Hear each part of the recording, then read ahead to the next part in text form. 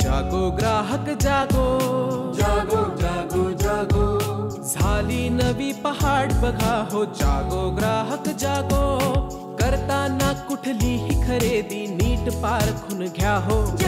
जरी वाटले फसगत झाली सोडून देऊ नका हो. जाणा आपल्या अधिकारांना, कायद्यातल्या तरतुदींना, बेईमानांना धडा शिकवूया. जागो ग्राहक जागो, जागो ग्राहक जागो.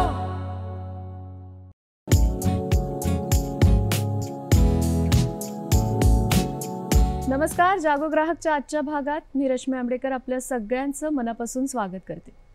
मुंबई ग्राहक पंचायत गेली अनेक वर्ष सातत्याने ग्राहकांच्या न्यायासाठी आणि हक्कासाठी हिरिरीने पुढाकार घेते हे आपल्याला माहीत आहेच. पण त्यांची वितरण व्यवस्था सुद्धा तितकीच अभिनव आहे, ज्याद्वारे ग्राहकांपर्यंत जीवनावश्यक वस्तूंचं वाटप होतं. कशी आहे ही व्यवस्था आणि यात आपण कसे सहभागी होऊ शकतो, या विषयावर आजच्या कार्यक्रमात आपण सविस्तर माहिती करून घेणार आहोत. त्यासाठी आपण आमंत्रित केलं त्या पाहुण्यांची ओळख करून घेऊया. आपल्याबरोबर आहेत ॲडव्होकेट शिरीष देशपांडे सर. नमस्कार. कार्यक्रमात तुमचं स्वागत करते. सर कार्याध्यक्ष आहेत मुंबई ग्राहक पंचायतीचे. आपल्याच्या दुसऱ्या पाहुण्या शुभदा चौकर मॅडम. नमस्कार. नमस्कार. कार्यकारिणी सदस्य आहेत मॅडम मुंबई ग्राहक पंचायतीच्या. आणि ग्राहक संघ प्रमुख म्हणून आज आपल्याबरोबर आहेत शशिकांत साळवी सर. नमस्कार. तुमचंही कार्यक्रमात स्वागत. सविस्तर माहिती करून घेणार आहोत. अत्यंत अभिनव अशी ही वितरण व्यवस्था मुंबई ग्राहक पंचायतीची, जी गेली अनेक वर्ष सुरू आहे. तुमच्यापासून मला सुरुवात करायची आहे सर, की आधी ग्राहक पंचायतीबद्दल थोडंसं सांगा आम्हाला, आणि मग ह्या वितरण व्यवस्थेबद्दल सुद्धा जाणून घ्यायला आवडेल. सुरुवात आपण मला वाटतं सुरुवातीपासूनच करूया की मुंबई ग्राहक पंचायतीचा जन्म केव्हा झाला. मला सांगायला आवडेल की गुढीपाडव्याच्या मुहूर्तावर 1975 साली, म्हणजे 12 एप्रिल 1975ला मुंबई ग्राहक पंचायतीच्या ह्या कार्याचा मुंबईत शुभारंभ झाला. किंबहुना मी असं म्हणेन की ग्राहक चळवळीची गुढी त्या दिवशी त्या सुमुहूर्तावर उभारली गेली. आणि त्याचं सर्व श्रेय म्हणा किंवा त्याचा संबंध, ही जबाबदारी ही एका त्रिमूर्तींनी घेतली होती. आणि ती त्रिमूर्ती म्हणजे कोण, तर ग्राहक चळवळीतले जे प्रणेते ग्राहक चळवळीचे माननीय बिंदू माधव जोशी, दुसरे आपले बाबूजी, सगळ्या महाराष्ट्राला आणि देशाला परिचित असलेले सुधीर फडके, आणि तिसरे आमचे समाजसेवक मधुकरराव मंत्री. ह्या तिघांनी ह्या मुंबई ग्राहक पंचायतीच्या जडणघडणीपासून ती सुरुवात केली. आता हे आपल्याला लक्षात घेतलं पाहिजे की कशासाठी हा सगळा त्यांनी हा सव्यापसव्य केला, का एकंदरीत सगळ्यांना एकत्रित आणण्याचं का त्यांना वाटलं. तर त्याच्यासाठी थोडंसं आपल्याला मागे जावं लागेल की 71च्या बांगलादेशच्या युद्धानंतर परिस्थिती जी बिघडत गेली आपल्याकडे, की बाजारात संबंध गोष्टींचं शॉर्टेजेस, जीवनावश्यक वस्तू, साठेबाजी, काळा बाजार, नफेखोरी, ह्या सगळ्यांनी सर्वसामान्य जनता त्रस्त झाली होती. आणि अशा वेळेला त्यावेळेचा तरुण म्हणजे बिंदू माधव जोशी अस्वस्थ मनाने की काय चाललेलं आहे आणि हे काय होत आहे, थोडंसं अर्थशास्त्र देखील त्याला जबाबदार होतं, त्याचा अभ्यास केला की अर्थशास्त्रात जर का आपण पाहिलं तर संबंध अर्थव्यवस्था ही ग्राहकाभोवती फिरते. बरोबर. आज बाजारपेठेत कुठलीही वस्तू किंवा कुठलीही सेवा जी येते ती ग्राहकासाठी म्हणून येते, आणि त्यामुळे आपण ग्राहकाला राजा म्हणतो. पण ह्याच राजाचं सरसकट शोषण होताना त्यांनी पाहिलं आणि ते म्हणाले नाही, इथे कुठेतरी काहीतरी आपण करणं आवश्यक आहे. आणि त्याच्यासाठी एकच उपाय म्हणजे ग्राहकाला संघटित करणं. आता संघटित कोणाला करणार, जो ग्राहक निद्रिस्त आहे, जो ग्राहक उदासीन आहे आणि जो असंघटित आहे, त्याला संघटित करणं हे फार मोठं काम होतं, आव्हान होतं. आणि अशा वेळेला त्यांनी एक हेरून पाहिलं की जी आपली जीवनावश्यक वस्तूंची जी गरज आहे ग्राहकांची, जी सातत्याने तुम्हाला लागणार आहे, बरोबर, की अन्न, ज्या 3 मूलभूत गरजा ग्राहकाच्या, अन्न, वस्त्र, निवारा, त्यातलं अन्न निवडलं की जिकडे साठेखोरी होत होती, नफेबाजी होत होती, भेसळही होत होती, त्यामुळे ग्राहकाला कुठल्याच प्रकारे चांगल्या दर्जाच्या वस्तू मिळत नव्हत्या, रास्त किमतीत मिळत नव्हत्या, काळा बाजार होत होता त्यावेळेला. अशा वेळेला त्यांनी म्हटलं की बाबा हे संबंध ह्या मंडळींना बाजूला ठेवायचं आणि ग्राहकांनी संघटित होऊन जर का एकत्र आले आणि त्यांनीच उत्पादकाकडनं शेतकऱ्याकडनं जाऊन वगैरे ह्या वस्तू घेतल्या किंवा संघटनांकडनं अशा काही वस्तू घेतल्या आणि थेट ग्राहकांकडे दिल्या, तर कसं काय होईल? मग ह्याच्यातले मधले जे व्यापारी जे ग्राहकांना फसवायचे, लुबाडायचे, हे बाजूलाच गेले. आणि त्यामुळे जो प्रॉफिट मोटिव्ह होता, नफ्यापेक्षा देखील नफेखोरी जी होती, त्याला आळा घालण्यासाठी जर का ग्राहकांनी एकत्र आलं तर अशा पद्धतीने आपण का करू नये? आणि म्हणून हा प्रयोग म्हणून 1975ला सुरुवात झाली. पुण्याला त्याची सुरुवात जरा 1 वर्ष आधी झाली, 1974 मध्ये झाली आणि मुंबईला यांनी जोर केला आणि 1975 पासून ग्राहक संघ स्थापत एकेकांना ग्राहकांना संघटित करत ह्या जीवनावश्यक वस्तूंचं वाटप करण्याची सुरुवातीला जी केली 12 एप्रिलपासून, त्यावेळेला मला वाटतं श्रीफळ आणि 10 जीवनावश्यक वस्तू देऊन वाटप सुरुवात केली आणि अशा प्रकारे हा सिलसिला चालू झाला. आता ह्या गुढीपाडव्याला मुंबई ग्राहक पंचायत 49 वर्ष पूर्ण करून सुवर्ण महोत्सवी वर्षात पदार्पण करत आहे. तर अशी ही एकंदरीत ही ग्राहक संघांची वाटचाल आहे, ती आता आपण चर्चेत बघणारच. वितरण व्यवस्था म्हणजे आता तुम्ही म्हणताय तसं की आधी ही वाटपापासून म्हणजे खरं तर सुरुवात झाली आणि मग न्याय हक्क त्याच्यासाठी एकत्र येणं, बरोबर, अशी ही प्रक्रिया आहे. तर वितरण व्यवस्थेबद्दल अजून आपल्याला सविस्तर काय सांगाल तुम्ही मॅडम? म्हणजे आता देशपांडे सर म्हणाले तसं 1975 मध्ये जेव्हा सुरुवात झाली तेव्हा त्यांनी कसं केलं तर एकेका भागातल्या एकेका एरियातल्या 25 जणांनी एकत्र यायचं आणि स्वतःचा ग्राहक संघ स्थापन करायचा. बर. मग ह्या 25 जणांसाठी मिळून सुरुवातीला 10 वस्तू होत्या, आता तर 110 120 पर्यंत ही जास्त वस्तू झालेल्या आहेत. तर त्या वस्तूंची यादी तयार केली जाणार की या वस्तू आम्ही तुम्हाला देऊ करू. बरं. मग प्रत्येक ग्राहक संघातल्या प्रत्येकाने स्वतःची यादी भरायची. हे सगळं पूर्वी सायक्लोस्टाईल पेपरवर होत होतं, आज आपण ऑनलाईन पर्यंत आलेलो आहोत. खरंय. तर त्या सायक्लोस्टाईल काढून घेतल्या जायच्या, त्या प्रत्येकाला दिल्या जायच्या. त्यातही संघ प्रमुख ही एक महत्वाची व्यवस्था सुरुवातीपासून निर्माण केली गेली की 25 जण एकत्र येणार, पण मग त्या 25 जणांपर्यंत संस्था पोचेल का? तर एक संघ प्रमुख म्हणजे या 25 जणांमधल्या कोणीतरी एक नेतृत्व घ्यायचं की मी ही सगळी यंत्रणा व्यवस्थित चोख होईल ना माझ्या संघापुरती, 25 जणांपुरती, हे मी बघीन. मग त्या संघ प्रमुखापर्यंत या सायक्लोस्टाईल याद्या दिल्या जायच्या. मग प्रत्येक जण भरणार, ती तो बरंच संघ प्रमुखाला देणार, मग संघ प्रमुख संस्थेकडे सुपूर्द करणार. असं करत सगळ्या त्यावेळेला सुरुवात झाली तेव्हा साधारण 700 सदस्य होते. आज 30,000 पेक्षा जास्त सदस्य आहेत. तर मग त्या सदस्यांची सगळी मागणी एकत्र केली जायची की अगदी गहू तांदूळ पासून साबणापर्यंत किती झालं बरं सगळ्या सदस्यांचं मिळून. आणि मग ती एकत्रित आली की काही वस्तूंच्या बाबतीत उत्पादक आणि काही वस्तूंच्या बाबतीत घाऊक बाजारात जाऊन एकत्रित सगळ्यांसाठी म्हणून खरेदी केली जायची. आणि मग ती एकत्रित खरेदी केल्यानंतर गोडाऊन मध्ये ती आणणार आणि मग गोडाऊन मधून त्या संघापर्यंत ते सामान पोचवतो. म्हणजे आपण घर पोच नाही पोचत, आपण संघ पोचवतो की त्या संघाचं सामान एकत्रितपणे त्या संघाने मुकरर केलेल्या ठिकाणी, मग ते ठिकाण तुमच्या सोसायटीतलं ऑफिस असेल, आवार असेल, कोणाचं घर असेल, कोणाचं गॅरेज असेल, अशा ठिकाणी ते येणार. बरेच जण घरीच उतरायचे कारण त्यावेळी 1975 ते 80चं काय लक्षात घेतला तर तेव्हा काय असं पार्किंग स्पेसवाल्या इमारती वगैरे फारशा नव्हत्या ना, त्यामुळे प्रत्येकाच्या घरीच यायचं. मग तो जो संघ प्रमुख असेल किंवा संघ प्रमुखांनी समजा ठरवून दिलं की आपण आलटून पालटून काम करायचं, तर त्या घरी या 25 जणांचं सामान उतरणार. मी आता तुम्हाला इथे थांबवते कारण ही गोष्ट आपण शशिकांत साळवींकडे पुढे नेऊया. कारण ग्राहक संघ प्रमुख म्हणून ते कार्यरत आहेत. परत सुरुवातीपासून त्यांनी तुम्ही जे आता सांगताय सगळं हाती लिहिणं इथपासून त्यांनी कामाला सुरुवात केली. तर पुढची गोष्ट ते आपल्याला सांगतील की मग ह्याच्या पुढे किंवा कशा पद्धतीने ते लिहिलं जायचं, संघ प्रमुखाची जबाबदारी काय असायची ह्या सगळ्यामध्ये, काय सांगाल सर? बरोबर. आताच सहकारी म्हणाले की 25 जणांचा संघ असं. ते नंतर काय व्हायला लागलं की जसं जसं उपनगरातून ही चळवळ जायला लागली की वितरण व्यवस्था द्यायला लागली, तर सुरुवातीची 10 वर्ष हे वितरण व्यवस्थेवरच फोकस केलेलं होतं. चळवळीची कामं त्यावेळेस कमी होती. आता आमचे कार्याध्यक्ष शिरीष देशपांडे आल्यानंतर चळवळीच्या कामाला फार मोठ्या प्रमाणात वेग आला.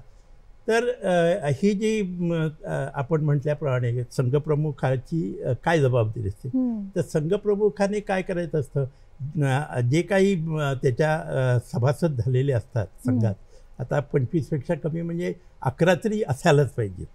तर घटनेप्रमाणे 11 हे सभासद लागतातच. मग त्यांनी काय करायला लागतं, सुरुवातीला जे काही आपलं मासिक वितरणाचं बिल आहे, म्हणजे आम्ही त्याला कॉन्ट्रीब्युशन, कॉस्ट कॉन्ट्रीब्युशन मी म्हणतो, तर तो आपल्या सभासदांना कळवायचा असतो. अच्छा. हां, म्हणजे त्याच्यासाठी आता काय झालं आहे, ऑनलाईन झाल्यामुळे अतिशय सोपं झालेलं आहे. पूर्वीचं म्हणजे ते फार कठीण होतं की त्या छापील याद्या वाटायला लागायच्या, त्या भरून परत घ्यायला लागायच्या, मग एकत्रित मागणीपत्रक भरण्यासाठी रजिस्टर करावं लागायचं, त्या रजिस्टरची युनिट्स त्याच्यात लिहून मग रेट कार्ड यायचं.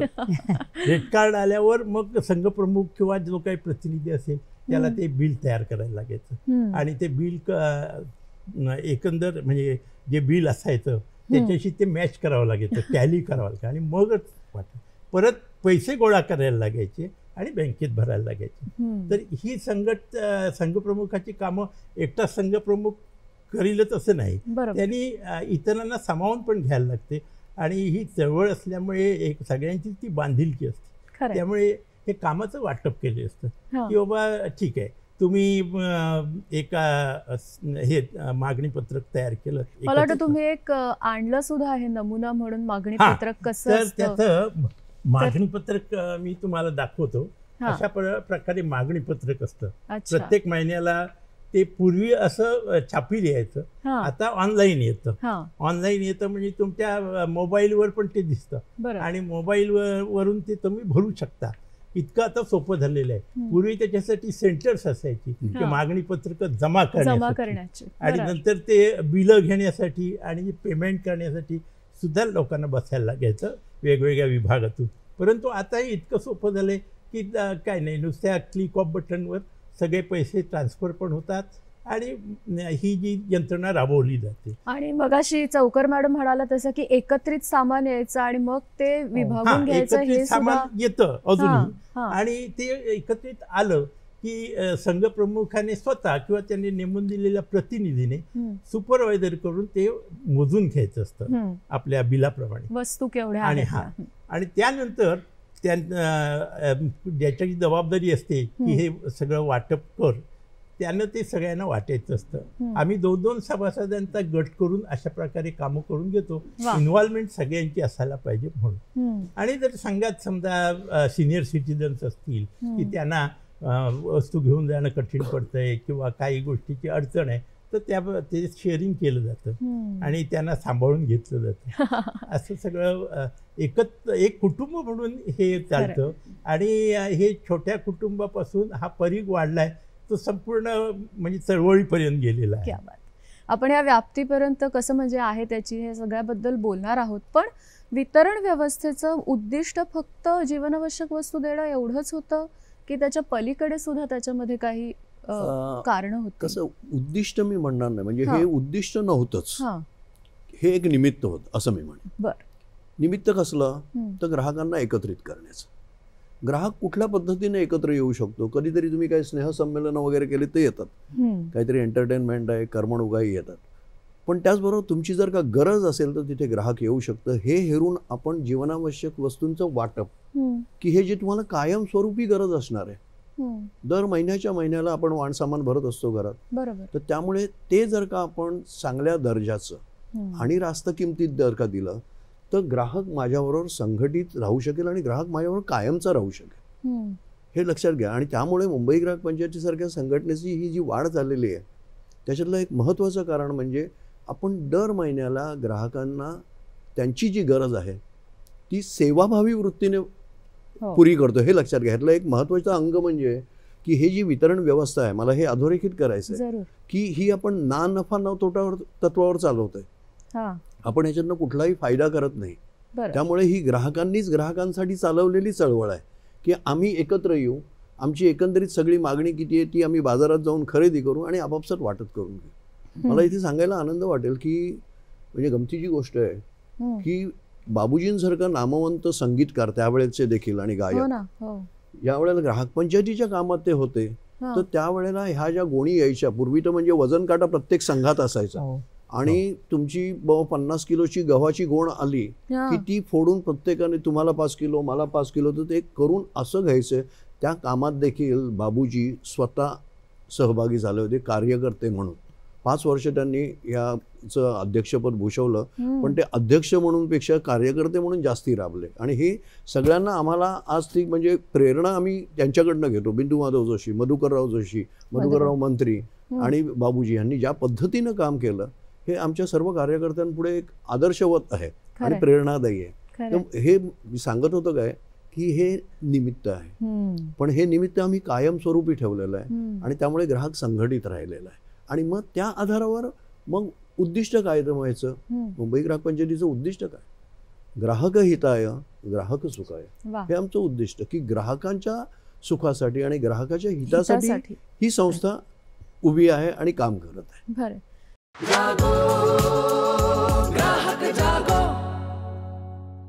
जिथून सुरुवात झाली, सर म्हणाले आता तसं की ती एक गोणी यायची आणि मग प्रत्येकाने वजन करून सगळ्यांपर्यंत ते सामान पोहोचवायचं. आता तसं नक्कीच राहिलं नाहीये, पण याची व्याप्ती कुठपर्यंत पसरली आहे काय सांगा? म्हणजे सुरुवात अगदी दादरमधून झाली, शिवाजी पार्कमधून. मग मुंबईची सगळी उपनगरं हळूहळू घेत गेली ही चळवळ.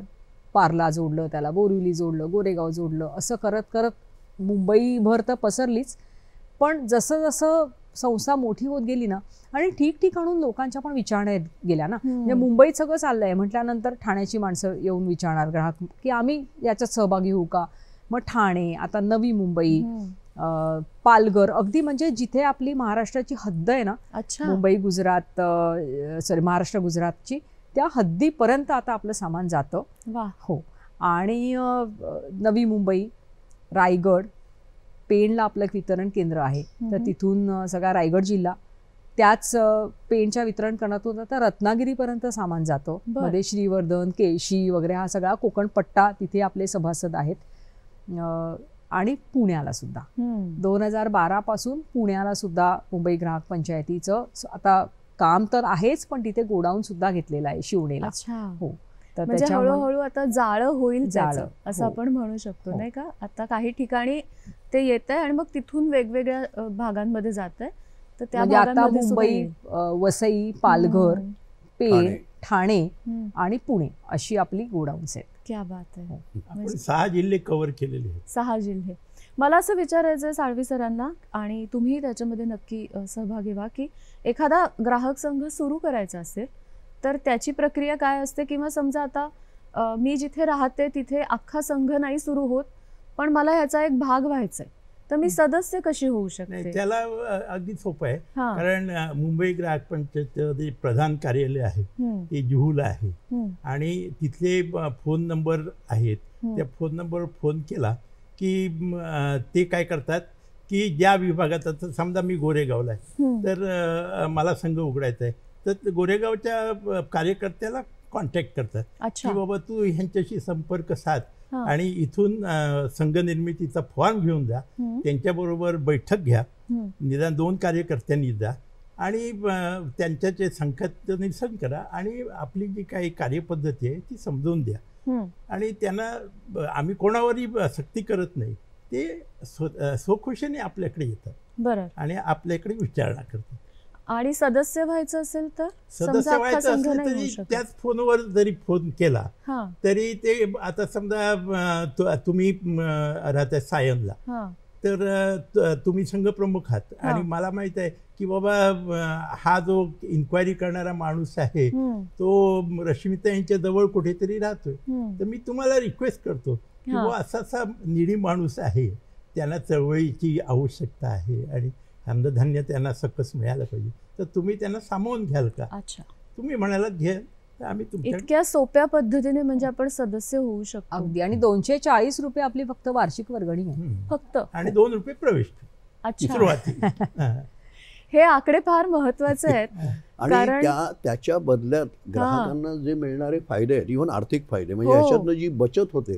कारण कसं आहे, ह्याच्यातलं एक लक्षात ठेवायला पाहिजे, ही जी सप्लाय चेन आहे ना, ह्याच्यातनं आपण शेवटचा एंड रिटेलर जो आहे ना, वाणी ज्याला म्हणतो, तो एलिमिनेट केलेला आहे. आणि घाऊक पद्धतीने आपण जेव्हा खरेदी करतो आणि ती किरकोळ ह्याच्यावर आपण वितरित करतो आपल्या सदस्यांना, त्याच्यातनं बघाशी सांगितलं त्याप्रमाणे आपण फायदा कमवत नाही, ना नफा ना तोटा तत्वावर. त्यामुळे प्रत्येक सदस्याचं मासिक जे माणसामानाचं बजेट असतं त्याच्यात फार मोठ्या प्रमाणावर बचत होते. म्हणजे ती जवळजवळ साधारण 20 ते 25% बचत होते. तर त्यामुळे हे 240 हे म्हणजे म्हटलं तर ते एका महिन्यातच तुमचे वसूल होतात. वार्षिक वर्गणी जी आहे ती म्हणजे अत्यंत नगण्य आहे.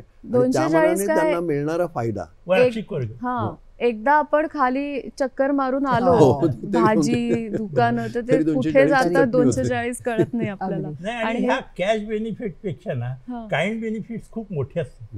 म्हणजे हे 24% बचत हे जरी धरली तरी त्याच्यापेक्षा आता माझी देशपांडे सरांची ओळख आहे. माझ्याकडे काही प्रॉब्लेम असला मी त्यांना अप्रोच होऊ शकतो किंवा त्यांच्या मित्रमंडळीकडून त्यांच्या एक्सपर्ट कडून मला हे मिळतं, सल्ला मिळतो.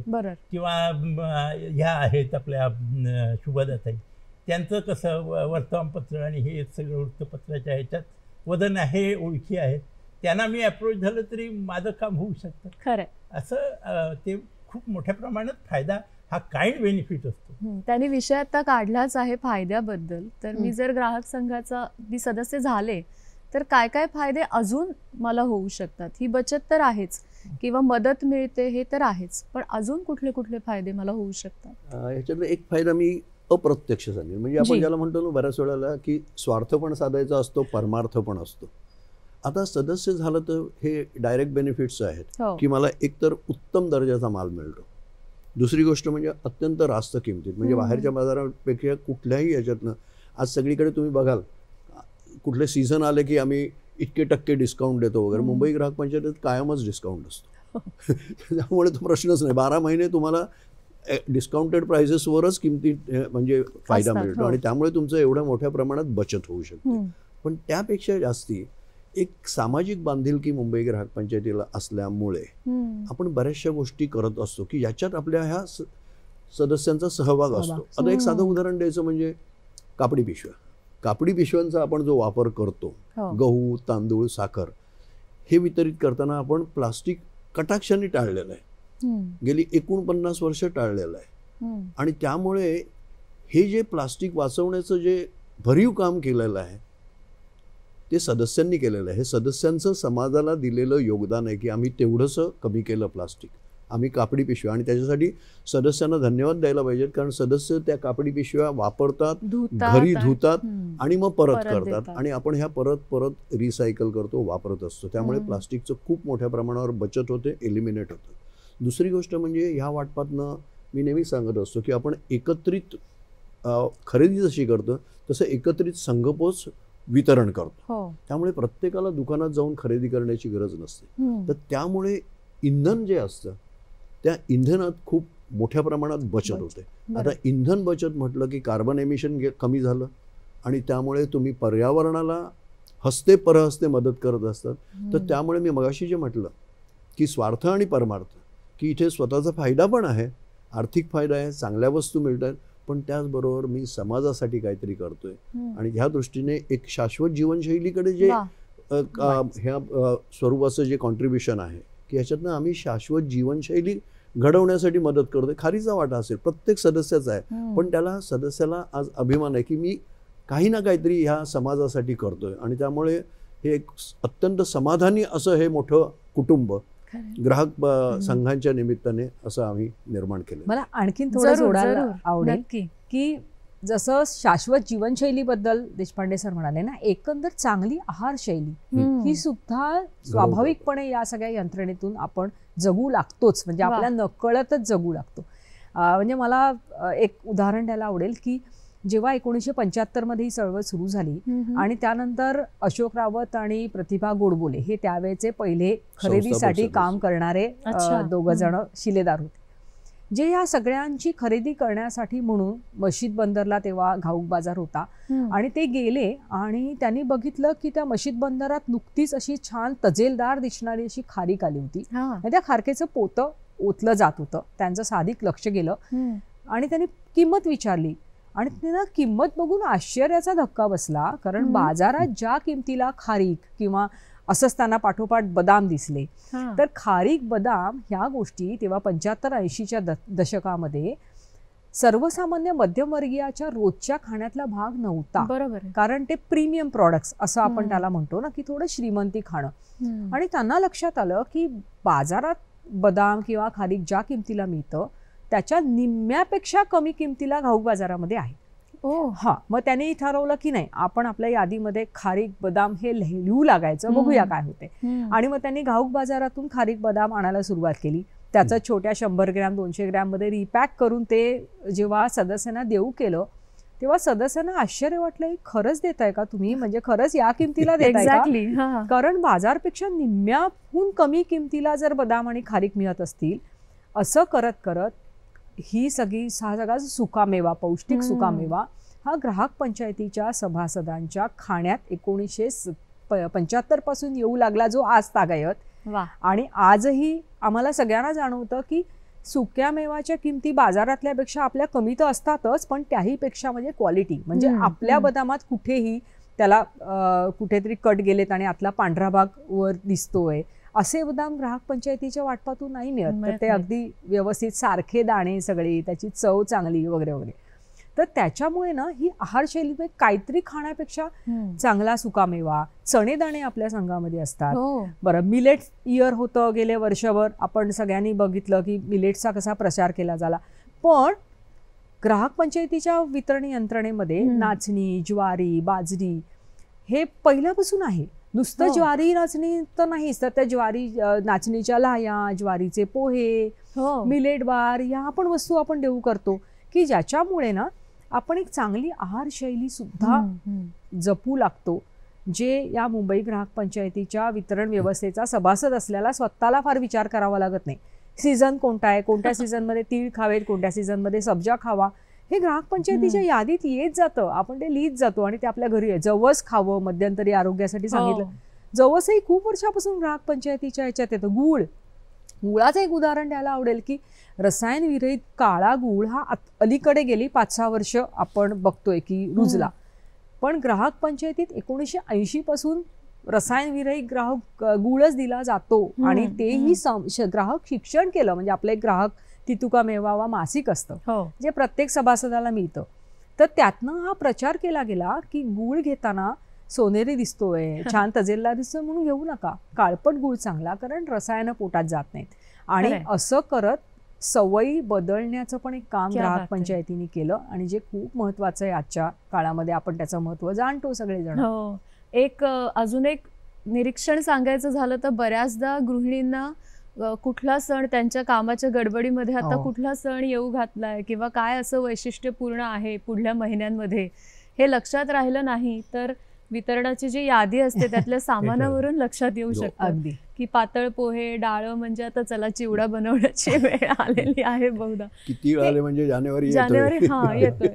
तर हे खूप विचारपूर्वक आधीच म्हणजे त्याचं नियोजन करून पुढल्या महिन्यासाठी आधीच त्याची तयारी असणं हे सुद्धा किती विचार आहेत. थोडंसं मी सांगेन असं, थोडं असं सांगेन की जसं म्हणजे ग्राहक पंचायतीचं एक उद्दिष्ट आहे की सजग ग्राहक तयार करणं, चोखंदर सजग ग्राहक, त्याचप्रमाणे सुदृढ ग्राहक. हे वाटपाच्या दृष्टीने आपण ज्या पद्धतीने आपण वितरणातल्या ज्या गोष्टी देतो, आता जुबनाने जसं सांगितलं, अत्यंत पौष्टिक आणि आरोग्यदायी अशा वस्तू दिल्यामुळे एक सुदृढ ग्राहक देखील आपण निर्माण करतो.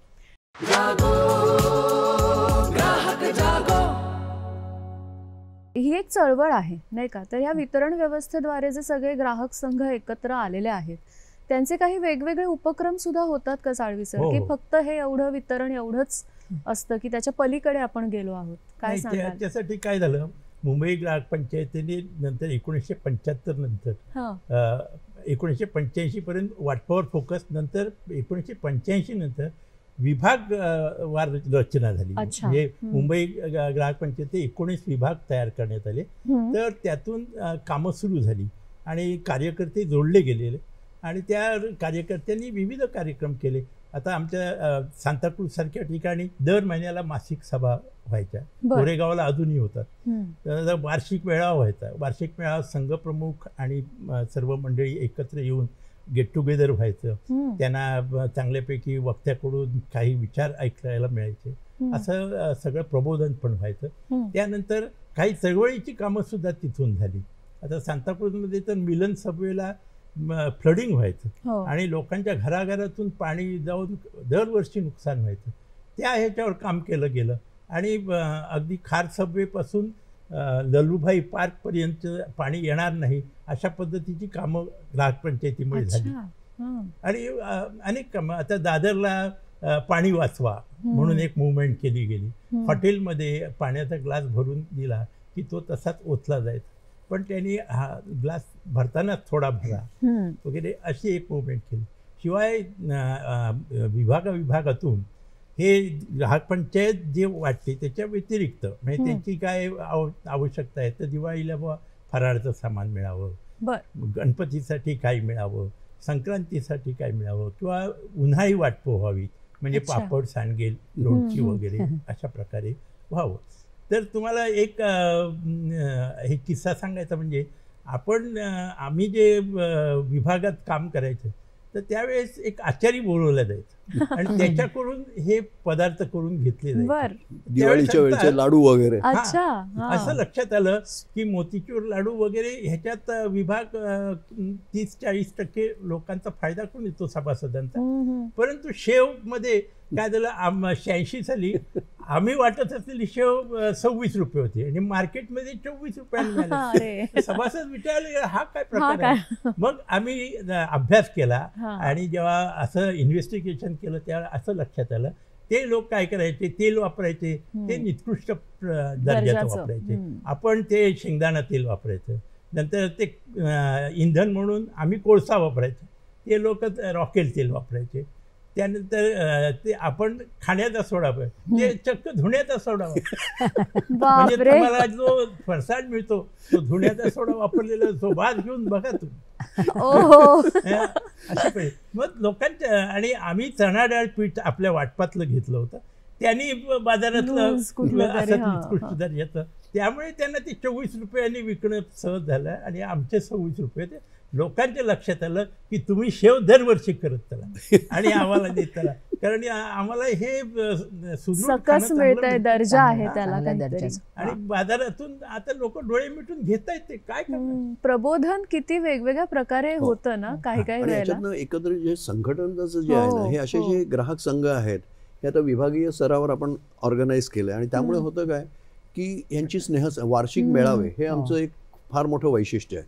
प्रत्येक विभाग हा जो आहे, आता भौगोलिक विभाग ज्याच्याबद्दल शशिकांत साळवेंनी सांगितलं, प्रत्येक विभाग हा एक आपला वार्षिक मेळावा म्हणजे स्नेहसंमेलनासारखं असतं की जिथे सदस्य आनंदाने एकत्र येतात. छानपैकी करमणुकीचा एखादा कार्यक्रम, थोडासा बौद्धिक कार्यक्रम, अशा पद्धतीने हे चाललेलं असतं. तर ते एक वैशिष्ट्य आहे की जे ह्या ग्राहक संघांच्या स्थापनेमुळे होऊ शकतं.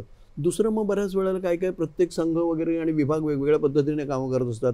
वार्षिक सहली घेतात, कधी कधी कोण तुमचे म्हणजे पावसाळ्यातल्या सहली वगैरे हे देखील चाललेलं असतं. सहली सुद्धा मलेशियाला जाऊन आले मध्यंतरी, आम्ही सहल काढली होती आणि ती सुद्धा 5 दिवस 6 रात्री फक्त 70,000 रुपये. आणि ह्याच्यातली आमची काही मंडळी इतकी हुशार आहेत की ते असं गणित पण मांडून दाखवतात की आम्ही बघा इतकं ह्याच्यातनं एवढी बचत केली ना, त्या ह्याच्यातनं आमची एक ट्रिप झाली. मुळात काय एकत्रित आलंय की एकत्र कुटुंब होतं ना. म्हणजे आजकाल कुटुंब छोटी झालेली आहेत, प्रत्येक जण उठून स्वतः काहीतरी करणार एखादी ऍक्टिव्हिटी, तर ते कठीण जातं. पण हे आपसुकच तुम्हाला एक मोठं विस्तारित कुटुंब मिळतं ना, स्वतःच्या संघाचं, मग स्वतःच्या विभागाचं, मग अख्ख्या मुंबई ग्राहक पंचायतीचं. तर ते विस्तारित कुटुंबाचे म्हणून जे फायदे आहेत ना ते मिळतात ते तर वेगळेच. म्हणजे आता कोविडच्या काळामध्ये तर लॉकडाऊन मध्ये ज्यांच्या घरामध्ये कोणी ह्याच्यात होते, स्वतःच्या घरी जायबंदी झालेली होती, तर अशा वेळेला पण त्यांना प्रश्न नाही पडला. ग्राहक संघात आहोत म्हटल्यानंतर शेजार पाजारांनी आपोआप त्यांची छान काळजी घेतली, त्यांचं सामान घेतलं, ते त्यांच्यापर्यंत पोहोचवलं, काही ना काही करून पाठवलं. म्हणजे एका मोठ्या कुटुंबाचा भाग असल्याचा एक जो फील होता ना, तो प्रत्येकाला खूप बंधुभाव आणि स्नेह की जो आजकाल फार दुर्मिळ झालेला आहे समाजात, तर तो ह्याच्यातनं पोचला जातो. कोविडचा आता विषय निघालाय, खरं तर त्या आठवणी नकोत असं आपण म्हणतोय, पण कोविडच्या काळात त्या वितरण व्यवस्थेने जे काम केलं ते उल्लेखनीय हा शब्द अपुरा पडेल इतकं मोठं आहे. त्याच्याबद्दल जाणून घ्यायला आवडेल सर. कोविडनी म्हणजे जसं कोविड आला तो इतका अचानक धपकन आला की काय होतं आणि काही नाही हे काहीच कळलं नाही. आणि मुंबई ग्राहक पंचायतीची जी मासिक वितरण व्यवस्था आहे गेले त्यावेळेला मला वाटतं 47-48 वर्षापूर्वीची, म्हणजे अहर्निश चाललेली होती, कुठल्याही काही अडचणी आल्या नाही. पण इथे तर कसं सगळंच ठप्प झालेलं, मूळ वाहतूक व्यवस्थाच बंद झालेली, ग्राहकांपर्यंत सामान पोचवायचं कसं?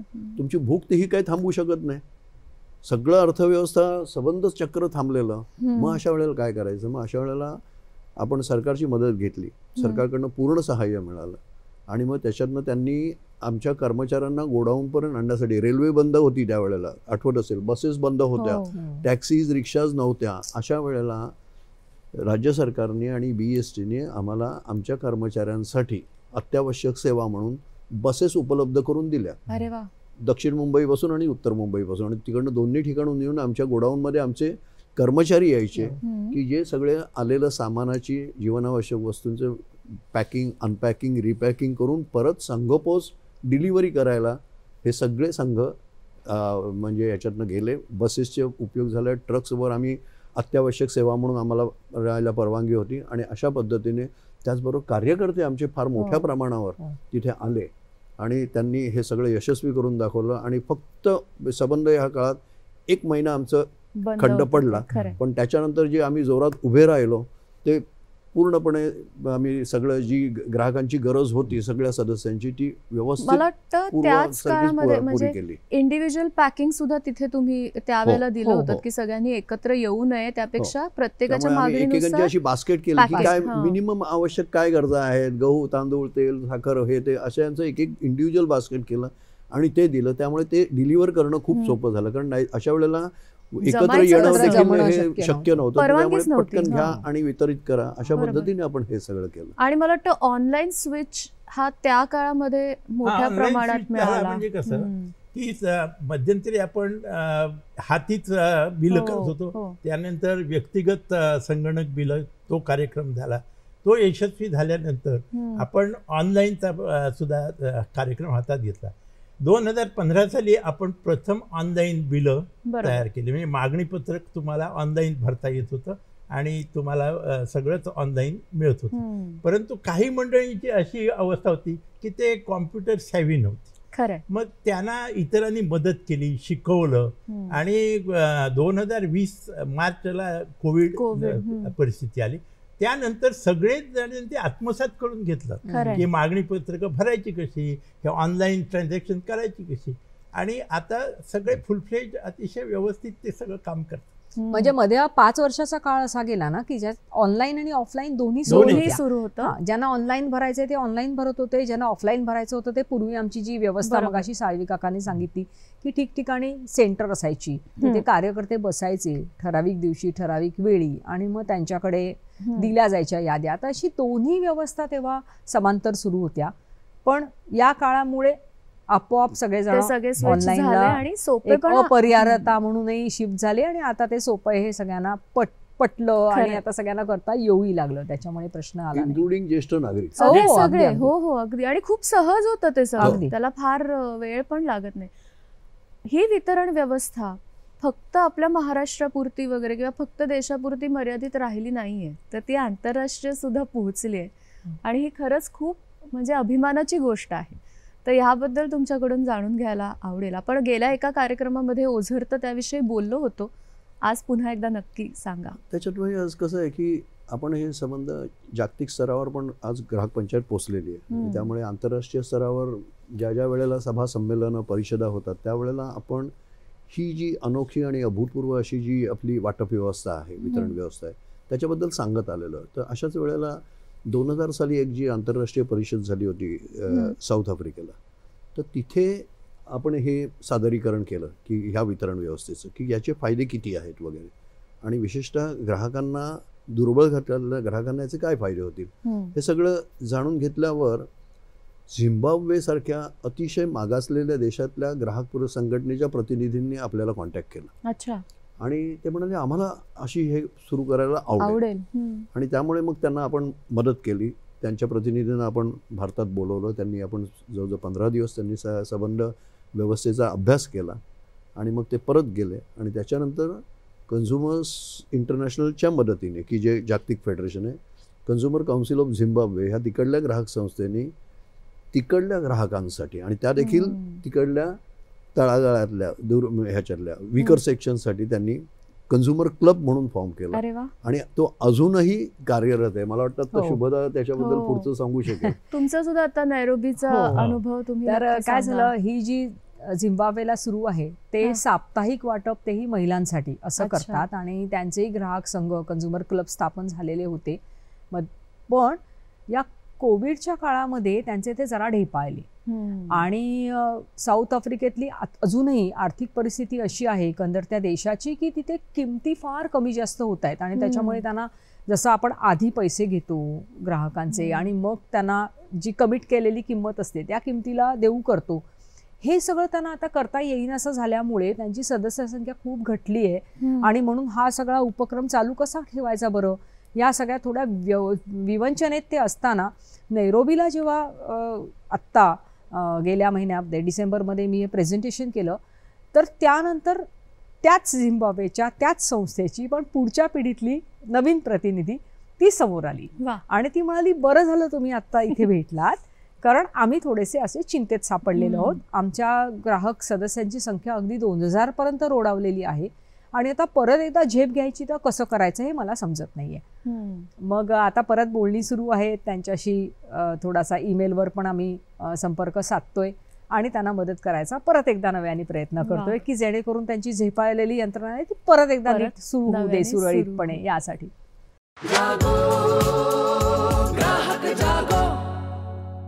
साळवे सरांना हा प्रश्न विचारायचा आहे की तुम्ही बदलाचे अनेक टप्पे ह्याच्यामध्ये अनुभवले असतील, खूप सुरुवातीपासून ते कार्यरत आहेत, तर त्याबद्दल तुम्ही काय सांगाल की काळ बदलत गेला तसे कोणते कोणते महत्त्वाचे बदल घडत गेले वितरण व्यवस्थेमध्ये असं तुम्हाला वाटतं? बरोबर, सुरुवातीला आमच्याकडे गोडाऊनच नव्हतं, म्हणजे 1975 साली. त्यावेळेस सुरुवातीला मधुकरराव मंत्रींचं जे समृद्धी म्हणून सोसायटी आहे तिथे एप्रिल आणि मे महिन्याचं वाटप झालं. त्यानंतर अशा पद्धतीत जागा शोधत मग शेवटी आपण 1981ला पार्ल्याला आलो. पार्ल्याचं गोडाऊन मिळालं. त्यानंतर 1984 साली आपल्याला जुहू गोडाऊन मिळालं. जसं जसं जागा मोठ्या मिळत तसं वस्तू वाटपातल्या वस्तू सुद्धा वाढत गेल्या आणि 10 वस्तूपासून आता ह्यांनी सांगितलं ना आपण 125 पर्यंत आलो आणि संपूर्ण वर्षात आपण 450 वस्तू ग्राहकांना घरपोच देत असतो. वा. आणि मग ते ऑनलाईन बदल वगैरे तुम्ही ऑनलाईन बदल आणि हे जे काही पॅक गुड्स, पूर्वी कसं होतं की सगळे आपण शेअर करून हे घ्यायचं, तर त्याच्यातनं मग पॅक गुड्स देऊन पॅक करून द्यायचं, त्याच्यातनं त्यावेळेला खूप सदस्य संख्या खूप वाढली. मला वाटतं आता काही वस्तू पण अशा इन्क्लूड केल्या ज्या तरुणांना डोळ्यासमोर ठेवून आपण त्या यादीमध्ये त्याचा समावेश केलाय. हा सुद्धा आता बदल झाला. म्हणजे आहारातले म्हणाल तर मी म्हटलं तसं मिलेट बार, खाकरा, कुकीज आणि त्या आपल्याकडे येणाऱ्या कुकीज ह्या सुद्धा खूप चांगल्या पद्धतीने केलेल्या असतात. म्हणजे त्याच्यात कुठलंही फॅटी मटेरियल नसेल अशी काळजी घेऊन त्या केलेल्या असतात.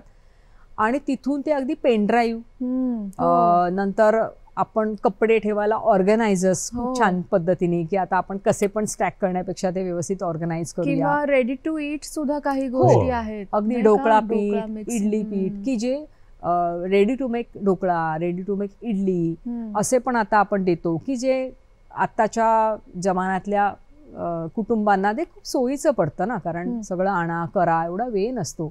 अगदी डेसिकेटेड कोकोनट सुद्धा म्हणजे नारळ खवण्याचा सुद्धा त्रास कमी होतो. डेसिकेटेड कोकोनट हाताची असली आपण कन्व्हिनियन्स फूड म्हणतो, असं ह्याचा पण आता अंतर्भाव व्हायला लागलेला आहे. आणि काळानुरूप तेही आवश्यक आहे ना, आपली जीवनशैली जशी बदलते, किचन टाइम कमी झालेला आहे. त्यामुळे सगळ्या पिढ्यांचा विचार करून या गोष्टींचा समावेश ह्याच्यामध्ये होतोय. मला सरांना प्रश्न विचारायचा आहे. चर्चेच्या शेवटाकडे आपण आलोय, तर 2 प्रश्न खूप महत्त्वाचे विचारावेसे वाटतात की ग्राहक चळवळीमध्ये या वितरण व्यवस्थेचं काय योगदान आहे, त्याबद्दल आम्हाला ऐकायचं आहे. ग्राहक चळवळीत म्हटलं तर ह्या वितरण व्यवस्थेचं प्रचंड हे महत्त्व आहे आणि योगदान आहे. कसं काय ते बघा, ही एक पहिली गोष्ट म्हणजे ही वितरण व्यवस्था आहे त्यामुळे ग्राहक संघटित आहे आणि तो संघटित आहे त्यामुळे मुंबई ग्राहक पंचायत ही आज त्याच्यामुळे आर्थिकदृष्ट्या स्वयंपूर्ण झालेली आहे की इतके सतत ग्राहक आज आमच्याकडे आहेत. त्यामुळे आज मुंबई ग्राहक पंचायत म्हणू शकते की भारतातलीच नाही तर आशिया खंडातली ही सगळ्यात मोठी स्वयंपूर्ण आणि स्वयंसेवी अशी ग्राहक वा. संघटना आहे. वा. आता ह्याच्यामुळे ग्राहक चळवळीत आम्ही काय योगदान दिलं, ह्याच्यातनं एक महत्त्वाचं योगदान म्हणजे शाश्वत जीवनशैलीचा आकार दिला. आणि शाश्वत जीवनशैली म्हणजे काय हे केवळ आम्ही भारताला नाही सांगितलं, आपण जगाला सांगितलं. हे मला सांगायला आज अभिमान वाटतो, कारण आज जेव्हा आपण पर्यावरणाचे विषय जागतिक स्तरावर बोलतो आणि सस्टेनेबल लाईफस्टाईल, सस्टेनेबल कन्झम्पशन वगैरेबद्दल बोलतो, त्यावेळेला मी जगाला देखील दाखवून दिलं वेगवेगळ्या आंतरराष्ट्रीय परिषदांमध्ये. तर 1975 साली बिंदू माधवांनी आमच्या मनावर एक त्रिसूत्री ठसवली होती. ती म्हणजे उत्पादनात वाढ, वितरणात समानता आणि तिसरं सूत्र अत्यंत महत्त्वाचं, उपभोगावर संयम. वा. आणि हे उपभोगावर संयम ही मी म्हणेन की भारताने जगाला दिलेली भेट आहे आणि ही ग्राहक चळवळीने दिलेली आहे. की आंतरराष्ट्रीय स्तरावर आता गेल्या काही वर्षात, काही दशकात मी म्हणेन की सस्टेनेबल लाईफस्टाईल, शाश्वत जीवनशैलीबद्दल बोलणं सुरू झालं. त्यावेळेला आपण त्यांना दाखवून दिलं की 75 सालापासून मुंबई ग्राहक पंचायत हे शाश्वत जीवनशैलीचा पुरस्कार सक्रियदृष्ट्या करत आहे वाटपाच्याद्वारे. मगाशी जे मी सांगितलं, कापडी पिशव्या, इंधन बचत, ह्याच्यातनं आपण शाश्वत जीवनशैलीचं एक प्रारूप उभं केलेलं आहे. तर त्यामुळे ग्राहक चळवळीला किंवा याच्यात योगदान काय वितरणाचं, तर हे पहिलं की शाश्वत जीवनशैली आपण निर्माण केली. दुसरं, एक शाश्वत आणि सस्टेनेबल कन्झ्युमर ऑर्गनायझेशन या वितरणामुळे उभी राहू शकली. आणि त्यामुळे आर्थिकदृष्ट्या पूर्ण असल्यामुळे मुंबई ग्राहक पंचायत गेल्या काही दशकात ग्राहकांचे मोठमोठे लढे, मग ते कायदेशीर लढे असतील किंवा सरकार दरबारी जाऊन प्रतिनिधित्व करणं असेल, ह्या सगळ्यात ठामपणे कुठेही तडजोड न करता, सरकारची आर्थिक मदत न घेता, कोणाचंही फंडिंग न घेता स्वतःच्या पायावर ताठमानेने उभं राहून ग्राहक चळवळीचे प्रश्न आपण सोडवू शकले. आणि इतकंच नाही तर जागतिक स्तरावर देखील मुंबई ग्राहक पंचायतीने आज झेप घेऊ शकली. हे केवळ आर्थिक स्थैर्य आणि आर्थिक स्वातंत्र्य, निर्भरता असल्यामुळे आपण करू शकलो. आणि आज मला सांगायला अभिमान वाटतो की संयुक्त राष्ट्र संघापर्यंत देखील ज्या जागतिक ग्राहक संरक्षण मार्गदर्शक तत्त्व आहेत त्याच्यात बदल घडवून आणण्याचं काम, त्याच्यात तिथे कायमस्वरूपी एखादी यंत्रणा उभं करण्याचं काम हे मुंबई ग्राहक पंचायत करू शकले. पण त्याचं मूळ कारण ही वितरण व्यवस्था आहे. कारण ह्या वितरण व्यवस्थेच्या आधारावर मुंबई ग्राहक पंचायतीचा हा सगळा डोलार आहे आणि त्याच्यातनं दिलेलं हे ग्राहक चळवळीचं योगदान आहे. तर त्यामुळे हा पक्का पाया जो मुंबई ग्राहक पंचायतीचा आहे तो वितरण व्यवस्था आहे. मला थोडंसं जोडायला आवडेल की जसं सामाजिक योगदानाबद्दल आपण आता बोललो ना, एक आर्थिक योगदान सुद्धा आपण लक्षात घ्यायला पाहिजे. म्हणजे ज्याला हल्ली आपण नवोन्मेष किंवा स्टार्टअप्सना आपण चालना दिली पाहिजे असं म्हणतो. या यंत्रणेने आतापर्यंत कितीतरी नवोन्मेषींना मोठा आधार दिलेला आहे. की असे खूप नवोन्मेषी असतात की मी नवीन खूप चांगल्या पद्धतीचा साबण केला आहे किंवा मगाशी आपण dhokla, ready to make dhokla पिठाबद्दल बोललो, तर तसं मी काहीतरी डेव्हलप केलं आहे. पण अशा छोट्या नवोन्मेषींना अनेकदा मार्केट तयार नसतं किंवा मार्केटमध्ये प्रॅक्टिसेस अशा असतात की ते एस्टॅब्लिश लोक जी असतात ती अशी नव्यांना पटकन येऊ देत नाहीत. खरं. पण मुंबई ग्राहक पंचायतीत जर का त्यांचं प्रोडक्ट आम्हाला पसंत पडलं, आमच्या अतिशय चोखंदळ असलेल्या खरेदी समितीच्या सगळ्या निकषांवर समजा ते उतरलं आणि ते यादीत आलं, तर फटकन ते इतक्या ग्राहकांपर्यंत ते नवोन्मेषी पोचतात, त्यांना एक मोठं मार्केट मिळतं. कितीतरी उद्योग, मी ब्रँड नेम्स घेत नाहीत पण कितीतरी अशी नावं आहेत की जी आधी इथे आली, रुजली आणि आता ते मोठे ब्रँड झालेले आहेत. खरं. तर हा पण एक नवोन्मेषींना मिळणारा जो आधार आहे ना, तोही या अर्थकारणाच्या दृष्टीने खूप महत्त्वाचा आहे. मोठी बाजारपेठच आपण संघटित दृष्ट्या ह्यांना देतो, तयार करून देतो. अगदी आता शेवटाकडे आपण आलोय. मला साळवी सरांना विचारायचं की जाता जाता काय सांगाल की गहू पीठ हे 1985 साली साधारण मार्केटमध्ये मिळायला लागलं पॅक तयार गहू. हा, पण त्यानंतर ग्राहकांकडून अशी मागणी आपल्या संस्थेकडे व्हायला लागली की बाबा तुम्ही आम्हाला चांगल्या प्रकारचा लोकवण गहू देता, त्याच्यात निवड काही नसते, थेट गिरणीवर दिलं तरी दळण मिळू शकतं, इतका तो चांगला असतो. पण गिरणीवर त्याच्यात भेसळ होते. परत पीठ उडणं आणि दळणं ही जी प्रक्रिया असते त्यातून आम्हाला लॉसेस जास्त मोठ्या प्रमाणात येतात. जे 3% असायला पाहिजे, म्हणजे 1 किलोला 30 ग्रॅम ते प्रत्यक्षात 60 ग्रॅमपर्यंत येतं आणि आमचा लॉस होतो. परत हे गिरणवाले काय करायचे, ते सगळं पीठ गोळा करून ते पशुखाद्याला विकायचे किंवा बिस्किट फॅक्टरीना विकायचे आणि आपला फायदा करून घ्यायचे. पण ग्राहकांचं खूप नुकसान व्हायला लागले. मग आमच्या एका गटाने सांताक्रूजच्या हे काम अभ्यासासाठी मुंबई ग्राहक पंचायतीने दिलं. तर आम्ही एक गिरण त्यावेळेस हे केली आणि त्या गिरणीत रात्री 9 ते 2 वाजेपर्यंत हे पीठ आम्ही 2 टन पीठ दळायला देत असत आणि आम्ही स्वतः उभं राहून ते ऑब्झर्व करत असत किंवा किती युनिट लागले. तर साधारण 100 किलो दळायला 50 मिनटं लागायची आणि 7 युनिट इलेक्ट्रिसिटीचं कन्झम्पशन व्हायचं. म्हणजे हा डेटा आपल्याकडे आला. मग मुंबई ग्राहक पंचायतने काय केलं, हे जेव्हा 0 एरर पद्धतीत काम सुरू झालं तेव्हा त्यांनी स्वतः वाशीला एक गिरण घेतली, ते हेगडे म्हणून. तर त्यांच्या गिरणीत अशा सगळ्या प्रकारची व्यवस्था होती. पण आपली अट कसं यायची किंवा आम्ही दिलेला गहू आमच्या सभासदांसाठी तुम्ही हे करायचा, दळायचा आणि तो पॅक करून आम्हाला परत करायचा. दुसरं कोणाचंही उत्पादन तुम्ही घ्यायचं नाही किंवा प्रक्रिया करायची नाही. ते त्यांनी मान्य केलं. आपल्या सुपरविजनखाली ते काम चाललं आणि अजूनही अशा प्रकारेच आपण लोकांना पीठ देतोय आपल्या सभासदांना. त्यामुळे त्यांना उत्कृष्ट दर्जाचं पीठ पण मिळतंय आणि वाजवी घट असलेलं पीठ मिळते. म्हणजे 5 किलो असले तर 4 किलो 850 ग्रॅम त्यांना पीठ. अगदी शेवटचा प्रश्न जाता जाता सरांना विचारायचा आणि मग या चर्चेचा आपण समारोप करूया की ही इतकी छान रुजलेली वितरण व्यवस्था आहे तरी तिच्यासमोर काही आव्हानं असतील आणि आता नव्या योजना काय आहेत पुढच्या? आव्हानं तर आहेच, कारण काय जसा काळ बदलतो आजूबाजूचे सगळं बदलतं त्याप्रमाणे आपल्याला बदलावं आवश्यक. एक मुख्य म्हणजे एक आव्हान म्हणजे तरुणांना ज्या गोष्टी पाहिजेत त्या आमच्या बास्केटमध्ये आहेत की नाही हे बघणं, हे पहिलं आमचं आव्हान आहे. आणि त्या दृष्टीने आपण प्रयत्न करतो की त्यांच्या गरजा नेमक्या हेरून आमचं जे बास्केट जे म्हणू आपण ह्याच्यातलं वितरणातलं, तर त्याच्यात आमूलाग्र बदल करणं हे एक आहे. टेक्नॉलॉजीचा वापर करून आणि आपल्याला जास्ती एफिशियन्सी ह्या वितरण व्यवस्थेमध्ये आणता येईल का.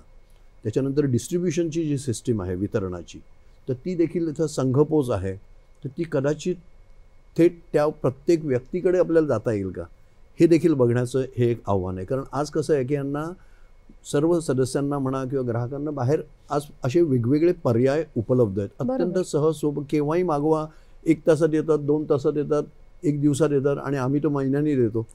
तर त्यामुळे ह्या सगळ्या गोष्टींचा आता अभ्यास चाललेला आहे आणि ग्राहकांच्या गरजा पण त्याचबरोबर कुठेही शाश्वत जीवनशैलीच्या तत्वाला बाधा न येता आपण ह्या आधुनिक तंत्रज्ञानाचा वापर करून देखील शाश्वत जीवनशैली अंगीकारून ह्याच्यातनं पुढे कसं जाऊ शकू हे मोठं आव्हान आहे आणि त्याच्यावर सध्या अभ्यास चाललेला आहे. पण लवकरच ह्याच्यातनं पण आपण पुढे जाऊ आणि परत एक आदर्श प्रारूप म्हणून हे जे चित्र आहे हे असंच कायम राहील याचा मला विश्वास आहे. आम्हाला सगळ्यांनाही विश्वास आहे. जे ह्याचे सदस्य असतील आणि या वितरण व्यवस्थेमध्ये असतील त्या सगळ्यांचीच ही सदिच्छा असणार आहे. आज तिघही तुम्ही इथे आलात आणि या व्यवस्थेबद्दल इतकं सविस्तर सांगितलं, छान माहिती दिलीत. हे खूप मोठं जाळं आहे आणि त्याच्यामध्ये काम करणं हे जितकं अभिमानाचं आहे तितकं संघटित करणार आहे. या विचारावरच आजच्या कार्यक्रमात आपण थांबूया. तुमचे मनापासून आभार मानते, तुम्ही इथे आलात आणि इतकी छान माहिती दिलीत आणि तुम्हाला सुद्धा ही माहिती नक्कीच खूप इंटरेस्टिंग वाटली असेल आणि असं आतून कुठेतरी वाटलं असेल की आपण सुद्धा याचे सदस्य झालो तर आपला किती सर्वार्थाने फायदा होऊ शकतो. आजच्या कार्यक्रमात इथेच थांबतोय. नव्या विषयासह पुन्हा भेटणार आहोतच. तोपर्यंत नमस्कार.